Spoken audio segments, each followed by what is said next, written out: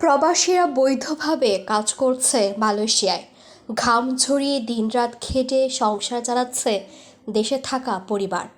অথচ সেই বৈধ প্রবাসীদেরও হঠাৎ করে আটক হতে হচ্ছে শুধু একটি কারণে, ভ্রমণ নথি সঙ্গে না থাকার জন্য। রাতের আঁধারে কিংবা ভোরের কুয়াশায় যখন ইমিগ্রেশনের হঠাৎ অভিযান নেমে আসে, তখন অনেক শ্রমিক দাঁড়িয়ে থাকে দিশেহারা। হাতে নেই পাসপোর্ট, নেই বৈধ থাকার প্রমাণ, অথচ তারা জানে তাদের কাগজ সবই ঠিক আছে, কিন্তু সেগুলো পড়ে আছে নিয়োগকর্তার কাছে। মালয়েশিয়ার ইমিগ্রেশন বিভাগের আইন প্রয়োগ শাখার পরিচালক জানালেন, প্রায়শই দেখা যায় মালিকেরা পাসপোর্ট আটকে রাখে, ফলে কর্মীরা বৈধ হলেও সঙ্গে কাগজ না থাকায় আটক হন, নিয়ে যাওয়া হয় ডিপোতে। এই দৃশ্যগুলো যেন কোনো অচেনা নাটক।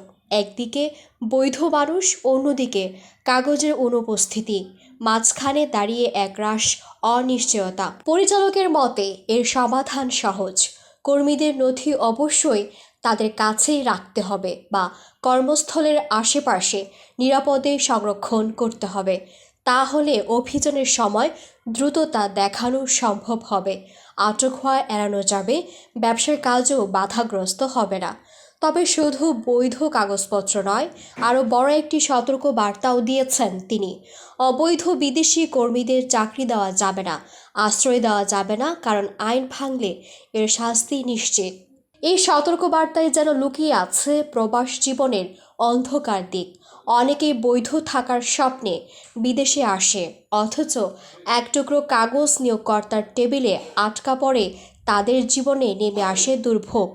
তাদের ভেতরে থাকে আতঙ্ক, আজ যদি হঠাৎ অভিযান হয় তবে কি তারা ফিরতে পারবে বাসায়, নাকি কয়েক মাস কাটাতে হবে ডিপোর অন্ধকার ঘরে। প্রবাস জীবনের এই বাস্তবতা শুধু একটি প্রশাসনিক নির্দেশনা নয়, এটি যেন এক আবেগের গল্প, যেখানে ঘামের গন্ধ মিশে যায় অনিশ্চয়তার ভয়। শেষমেশ প্রশ্ন থেকে যায়, কবে আসবে সেই দিন যখন প্রতিটি বৈধ প্রবাসীর হাতে থাকবে তার নিজের নথি, আর নিয়োগকর্তারা বুঝবে মানসিক নিরাপত্তা শুধু কাগজে লেখা আইন নয়, এটি তার জীবনেরও স্বপ্ন।